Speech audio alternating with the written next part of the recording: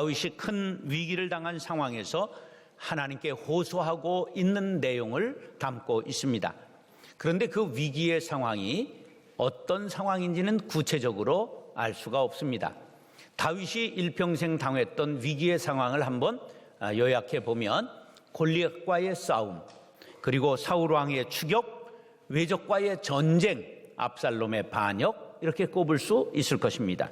성서학자 중에서는 압살롬의 반역으로 도망할 수밖에 없었던 긴급한 상황을 배경으로 한 시라고 주장하는 사람들이 많이 있습니다.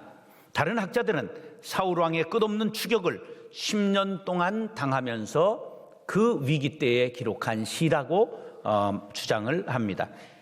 아무튼 다윗이 큰 위기를 당해 슬퍼하고 탄식하면서 하나님의 구원을 기원한 시입니다. 이런 시를 문학적으로 비탄시라고 말합니다. 슬퍼하고 탄식하는 시로 시편 중에 제일 많은 36편의 시가 이 비탄시로 분류되고 있습니다. 비탄시는 이런 구조로 되어 있습니다. 처음에는 고통을 호소하다가 두 번째는 구원을 간구합니다. 그러다가 구원에 대해 확신하고 찬양하는 것으로 끝을 냅니다. 그런데 오늘 27편은 이런 형식을 탈피해서 먼저 구원해 주실 것을 확신하는 것으로 시작한 다음에 구원을 호소하고 구원을 간구하고 다시 한번 확신한 후에 찬양하는 순서로 되어 있습니다. 절대 확신, 절대 신앙이 두드러지는 것이 27편의 특징입니다. 다윗의 뛰어난 신앙을 보여주는 시편입니다. 그것은 바로 절대 신앙이라고 말할 수 있습니다. 다윗은 비록 지금 큰 위기를 맞고 있지만 하나님의 구원하심을 통해 최종적 승리를 확신하는 그것을 버리지 않고 있습니다. 이런 것을 절대 신앙이라고 말하는 것입니다. 육신을 입고 살아가는 동안에는 예수 잘 믿고 성경 말씀대로 살고 교회 중심으로 살아도 고난당하고 가난하게 살 수 있습니다. 현 세상이 안고 있는 온갖 모순 때문입니다. 또한 세상 끝날까지 이 땅에는 선과 악이 혼재되어 있기 때문에 의인이 핍박받고 고난받을 수 있는 혼돈의 상황이 일어날 수밖에 없습니다. 그렇기 때문에 예수 잘 믿는다고 고난 끝, 행복 시작이 아니라 의인도 고난당할 수 있는 것이 죄악 세상입니다. 그러나 궁극적으로는 하나님의 심판에 의해 정의가 승리하게 됨을 믿으시기 바랍니다. 하나님께서 영원한 구원과 축복을 약속하고 있기 때문입니다. 이것을 믿는 것이 신앙이요, 어떤 시련과 역경 속에서도 이 믿음 붙잡으면 흔들리지 않고 승리하는 절대 신앙인이 되리라 확신합니다. 절대 신앙은 미련한 자 같으나 지혜로운 자요, 망하는 자 같으나 형통하게 한 자가 되는 첩경임을 믿으시기 바랍니다. 사랑하는 형제 자매 여러분, 고난이 있습니까? 생명의 주관자 되시는 하나님께서 지키시고 도우신다는 절대 믿음을 잃지 마시기 바랍니다. 하나님께서 원수를 물리쳐 주시고 사탄의 결박을 풀어주시고 승리를 안겨주시기를 예수님의 이름으로 축원합니다. 따라서 두려움을 떨쳐버려야 합니다. 사람들이 가지는 공통적인 두려움은 어떤 것이 있을까? 미래에 대한 두려움, 죽음에 대한 두려움, 질병에 대한 두려움. 그런데 가장 무서운 것은 호랑이에 대한 두려움이 아니라 사람에 대한 두려움이라고 합니다. 제일 무서운 게 호랑이입니까? 사람입니까? 사람이 무서워요. 특별히 밤중에 외딴 곳에서 마주치는 사람은 그렇게 무섭다는 것이죠. 그런데 피난 중에 있는 다윗에게 사람의 인기척만 들려도 얼마나 두려웠겠습니까? 빛이 들어오면 어둠이 어느 땐가 사라져버리는 것처럼 하나님이 우리와 함께 하시면 대적이 물러가고 생명의 길로 인도해 주실 줄로 믿습니다. 다윗은 하나님께서 생명의 능력이 되시기 때문에 나는 아무것도 두렵지 않다고 외치고 있습니다. 여기에 능력이라고 하는 말은 히브리어로 마오즈라고 하는 말인데 피난처라고 하는 뜻입니다. 그 안에는 산성과 방패와 요새라고 하는 뜻이 담겨 있습니다. 다윗은 하나님께서 자신의 생명을 보호하시는 능력이 되어주셔서 자신의 산성과 방패와 요새가 되는 피난처가 되심을 고백한 것입니다. 시편 46편 1절 시작. 이런 절대적인 믿음을 가졌기에 그는 두려움을 극복할 수 있었다고 2절, 3절 시작.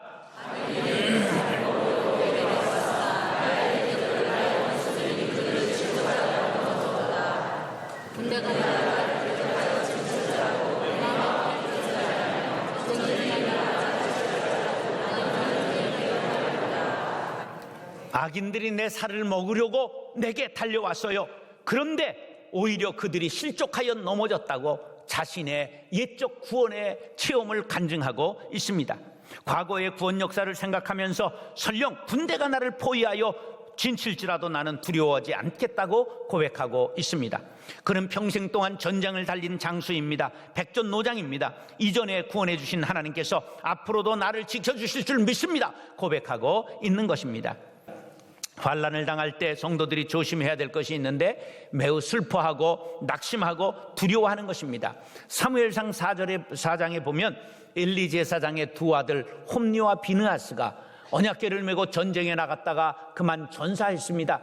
그 소식을 전해 들은 엘리 제사장이 몸이 엄청나게 비둔했는데 의자에 앉아 있다가 너무 깜짝 놀라서 뒤로 넘어가서 목이 부러져 죽었다고 성경에 나타납니다.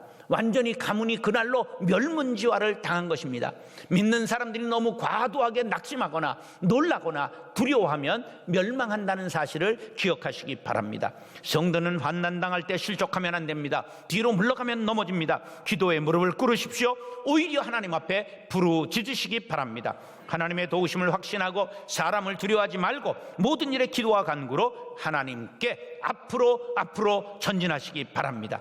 그러면 하나님께서 도와주실 줄로 믿습니다. 아무리 폭풍우가 몰아쳐도 어미 품 안에 있는 어린 새는 두려워하지 않습니다. 하나님이 나와 함께 하시고 나의 생명의 능력이 되시니 나는 두렵지 않습니다. 담대히 외치고 두려움을 물리치시기 바랍니다. 세상을 살아가면서 사람을 두려워하면 큰 일을 할 수가 없습니다. 히브리서 13장 6절 시작.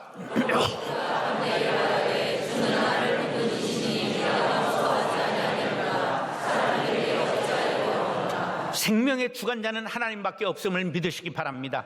하나님 자녀들을 때를 따라 도우십니다. 연약함을 동정하십니다. 긍휼을 베풀어 주시는 분이시라고 히브리서 4장 15절 16절입니다. 시작.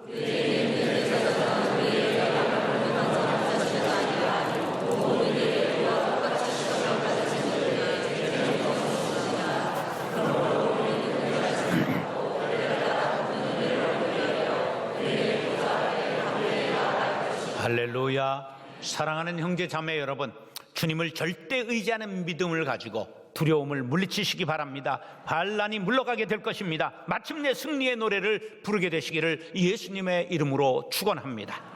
다시 하나님의 얼굴을 찾아야 합니다. 자, 우리가 어려움을 당할 때, 문제를 풀어야 할 때 어떻게 행동하는가? 관련된 힘 있는 사람을 찾는다. 두 번째, 점쟁이를 찾는다. 세 번째, 하나님 앞에 무릎 꿇는다. 한번 점쟁이 찾아가는 사람 손 들어보세요. 이거는 제외하고. 자, 우리가 믿지 않는 사람들은 점쟁이 찾아가는 일이 다반사로 있지요. 차를 마시는 일, 밥을 먹는 일 같이 흔히 있는 일, 이걸 다반사라고 그럽니다. 그것은 제외하고, 그러면 나는 관련된 힘 있는 사람을 먼저 찾는다. 한번 손 들어보세요. 나는 먼저 기도의 무릎을 꿇는다. 한번 손 들어보세요. 여시 떨지 마세요. 보이지 않는 하나님 앞에 무릎 꿇기가 얼마나 어렵습니까? 먼저 그 눈에 아른거리는 그 사람이 있잖아요. 그러니까 사람은 습관적으로 사람을 의지하게 되어 있지요. 그런데요, 그것은 우리가 결코 해서는 안 되는 방법입니다. 사울왕이 말년에 블레셋이 쳐들어왔는데 옛날에는 그렇지 않았는데 나이 먹고 보니까 두려움이 엄습했습니다. 그래가지고 부하들에게 야, 신접한 여인 무당이 어디 있느냐 그랬더니 엔돌에 용한 여자가 있습니다. 변장을 하고 밤중에 그 여자를 찾아갑니다. 그리고서는 얘기합니다. 얼마 전에 죽은 사무엘을 불러올려라. 그래가지고 그 여자가 푸닥거리를 하니까 죽은 사무엘이 올라오는 거예요. 그래서 내가 어떻게 될 것 같습니까? 그랬더니 내일 너와 네 아들들이 나와 함께 있으리라. 무슨 말이에요? 다 죽게 돼서 나와 같이 귀신된다, 그런 말이에요. 야, 이렇게 되니까 우리가 얼마나 이 하나님을 의지하지 않고 사람을 의지하는 것이 무서운 일인가 알 수가 있게 되잖아요. 그 다음 날 아들들이 전사하고 사울까지도 전사함으로 가문이 멸문지화를 당하고 말았습니다. 사울왕이 결코 해서는 안 될 일을 했고 영적으로 타락한 그 가문이 망함으로 나라가 누란에 빠지게 된 것입니다. 누란이 뭡니까? 누란은 저게 누적한다, 쌓는다는 뜻이에요. 누자가 계란을 쌓으니까 어떻게 되죠? 넘어지죠. 이 나라가 누란의 위기가 있습니다. 이럴 때 사람 바라보지 마시고 더욱더 하나님을 의지하고 기도하는 백성들이 될 수 있기를 간절히 바랍니다. 시편 146편 3절 시작.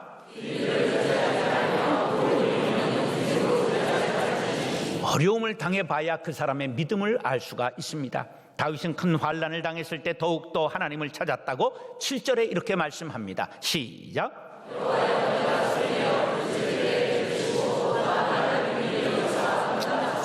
부르짖는다는 것은 혼신의 힘을 다했다는 것이지요. 간절히 기도한 것입니다. 자신의 마음과 뜻과 힘을 다해 하나님의 도우심을 간구하는 간절한 기도는 반드시 하나님께서 응답해 주시는 줄 믿으시기 바랍니다. 연약하고 유한한 인간, 죄인인 인간은 하나님의 긍휼하신 은혜를 덧입는 것만이 살 길입니다. 너는 내게 부르짖으라, 내가 네게 응답하겠고 네가 알지 못하는 크고 은밀한 일을 네게 보이리라. 할렐루야. 하나님은 우리들에게 부르짖는 기도를 장려하고 계십니다. 문제가 있습니까? 그 문제가 엄청나게 큽니까? 더욱 부르짖으시기 바랍니다. 다윗은 하나님을 찾는 것이 하나님의 얼굴을 구하는 것임을 알았습니다. 8절로 10절 시작.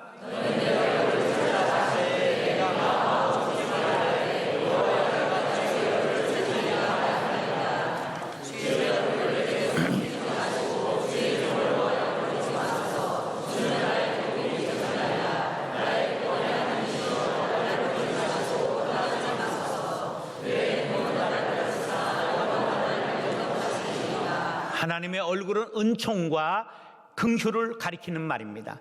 다윗은 하나님의 명령대로 얼굴을 구하고 간절히 기도했습니다. 다시 말해 하나님의 은총과 긍휼을 의지하고 간절히 기도했다는 말입니다. 우리가 마음을 다하고 뜻을 다하고 성품을 다해 하나님을 구하면 만나주시고 해결해 주시고 응답해 주시는 줄 믿으시기 바랍니다. 신명기 4장 29절 시작.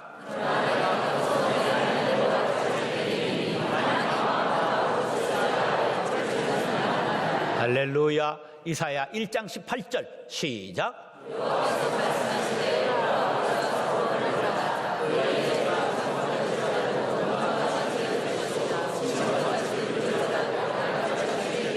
마태복음 7장 7절 8절 시작.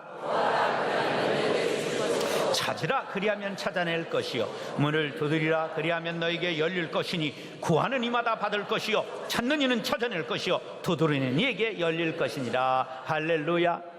다윗은 계속해서 하나님 얼굴을 숨기지 마시고 나를 버리지 마시고 떠나지 말아달라고 계속해서 강조하면서 하나님의 얼굴을 찾았습니다.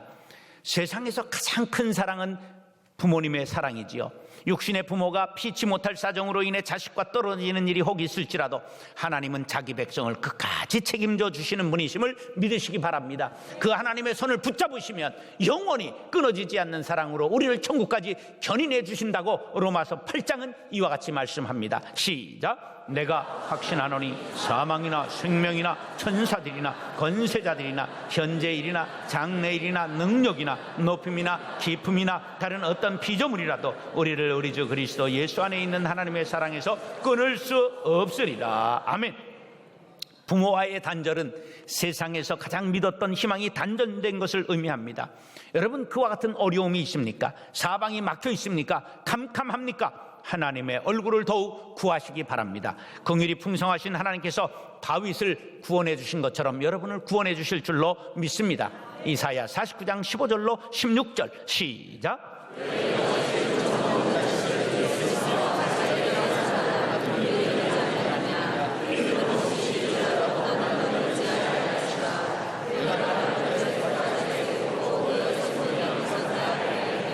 할렐루야. 여러분, 잊지 않기 위해서 급할 때 볼펜으로 어디에다 기록해요? 손바닥에다가 하나님께서 우리의 이름을, 우리의 사정을 손바닥에 새기고 기억하시고 구원해 주시는 줄 믿으시면 아멘 하시기 바랍니다. 사랑하는 형제 자매 여러분, 하나님의 얼굴을 찾으시기 바랍니다. 긍휼이 풍성하신 하나님께서 우리의 성벽이 되어주시고 여러분의 이름을 손바닥에 새기시고 문제를 해결해 주시기를 예수님의 이름으로 축원합니다. 다시 승리를 확신해야 합니다. 지금은 비록 적들이 위세를 떨치고 자신의 모습은 비바람 앞에 떠는 작은 새같이 느껴질지라도 승리를 확신하고 선포하는 것이 영적 전쟁의 승리의 비결임을 기억하시기 바랍니다. 다윗은 극심한 고통을 당하고 사방의 우여싸움을 당한 가운데에서도 승리를 확신하고 선포했습니다. 어떻게 그럴 수 있을까요? 이분이 열받고 좀 머리가 돈 것이 아닐까? 헛것이 보이는 것은 아닐까요? 그렇게 생각할 수도 있겠지만 그는 성경에 나타난 수많은 위기를 극복한 영적 장수들의 팔자취를 연구해 보면 어떻게 그럴 수 있었는가 하는 것이 답이 나옵니다. 먼저 구원의 은총을 기억하면 승리를 확신할 수 있습니다. 무엇을 기억하면? 전에 받았던 구원의 은총을 기억하면 승리를 확신할 수 있다. 자, 다윗의 형제가 8입니다.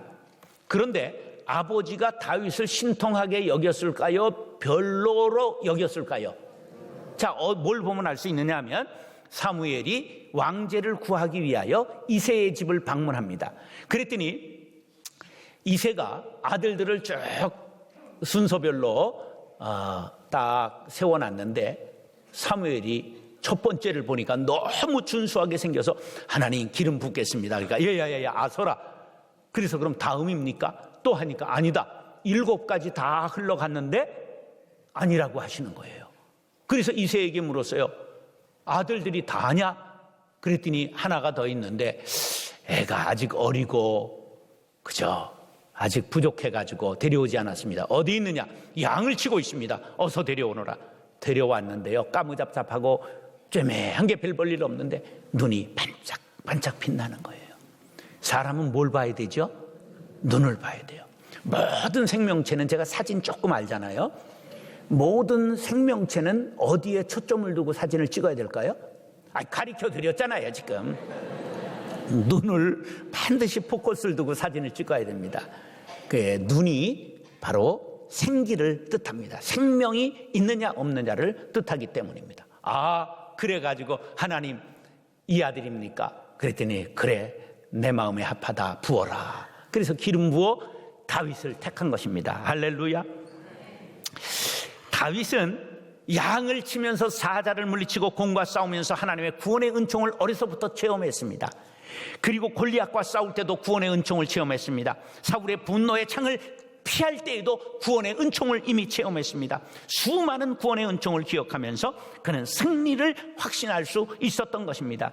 이전에 나를 인도하신 주, 장래에도 내 앞에 험산줄령 나올 때에 나를 도와주실 줄 믿습니다.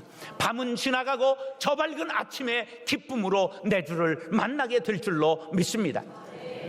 제가 연금도 안 들고 원로 목사도 안 하고 그리고 은퇴를 곧 한다. 그러니까 목사님들이 걱정이 저보다 훨씬 더 많아요. 어떡하려고 그러냐. 근데 저는 이전에 나를 인도하신 주님께서 장래에도 반드시 인도해 주실 줄로 믿습니다. 저는 그 믿음이 확실히 있어요. 여러분들 그냥 남의 일이라고 쉽게 아멘하지 마세요. 별 쉬운 일은 아닙니다. 그런데 저는 그런 믿음으로 이제까지 인도하신 주님이 앞길을 알지 못하나 반드시 인도해 주실 줄로 믿습니다. 그 다음에 한 가지는 주님만 바라보아야 합니다. 보통 사람들은 세상도 보고 주님도 봅니다. 사람도 의지하고 하나님도 의지합니다. 염려는 염려대로 하고 기도는 기도대로 합니다.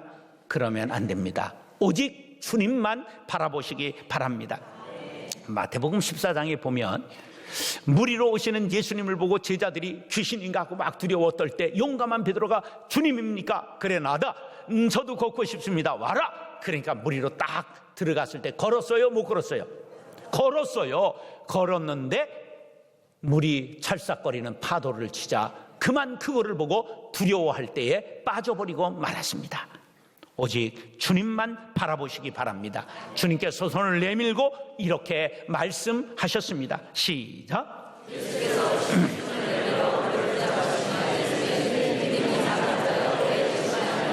세상을 바라보면 의심이 들어옵니다. 확신이 사라지고 물에 빠지게 됩니다. 과거 구원의 은총을 기억하면서 승리를 확신하고 주님만 바라보고 승리를 확신하시기 바랍니다. 다윗이 그랬다고 11절로 14절 시작.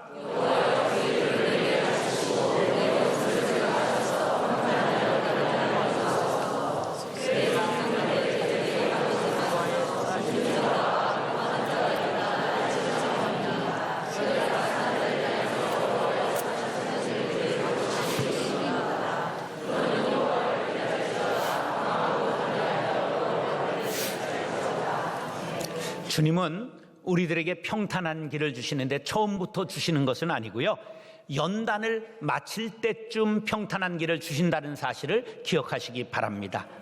내 생명을 대적에게 맡기지 말아달라고 간절하게 다윗이 애원하니까 하나님께서 그 상황을 모를 리가 없잖아요. 왜 그렇게 그 상황을 오래 끌고 계실까요? 하나님을 붙잡는가 의지하는가를 보고 계신 것인 줄 믿으시기 바랍니다. 13절에 보면 12절까지야 상황은 완전히 다르게 확신의 내용이 흘러나옵니다. 승리한 사람처럼 승리를 선포합니다. 다윗이 하나님의 은총을 기억하지 않았더라면 자살하든지 망명하든지 포기했을 것입니다. 그런데 그는 여호와의 선하심을 보게 될 줄 나는 확실히 믿었다고 고백하고 있습니다. 이 믿음이 그를 살리고 승리케 한 줄로 믿습니다. 마지막 절에는 묘한 말이 나오는데 너라고 하는 2인칭이 나옵니다. 자신을 포함해서 우리 모두를 지칭하고 있는 것입니다. 그러면서 강하고 담대하여 여호와를 기다리라고 말합니다. 이 강하고 담대하라는 말은 하나님께서 여호수아에게 주신 말씀입니다. 다윗에게 주신 말씀입니다. 우리 모두에게 주시는 말씀임을 믿으시면 아멘 하시기 바랍니다. 이 세상에서 환난당하고 고난당하는 모든 성도들에게 여호와를 신뢰하고 승리를 선포할 것을 확신하는 당부의 말씀인 것입니다. 우리나라 사람들은 줄 사람은 생각도 하지 않는데 김치국물부터 먼저 마시네? 그러지 말라는 것입니다. 그런데 성경은 아닙니다. 선취적 신앙을 가지고 김치국물을 먼저 마시라는 것입니다. 이것을 바라봄의 법칙이라고 말합니다. 꿈을 꾸라. 그 꿈을 바라보며 쉼없이 나가는 사람에게는 하나님께서 그 꿈을 이루도록 도와주신다는 법칙입니다. 시련을 겪다 보니, 나이를 먹다 보니, 먹고 살기 바쁘다 보니 꿈을 포기하신 분이 있습니까? 아닙니다. 지금부터 꿈을 꾸시기 바랍니다. 하나님의 자녀들은 요셉과 같이 꿈꾸는 사람이 되어야 됩니다. 당대에 이루어지지 않으면 다손때에라도, 저 다손때 안 되면 손자때에라도 이루어진다는 아브라함의 믿음을 가지시기 바랍니다. 다윗과 같이 내가 산자들의 땅에서, 다시 말해 생명 있는 동안에 하나님의 선하신 도우심을 받아 승리하게 될 것을 확신하시기 바랍니다. 요한복음 16장 33절 시작.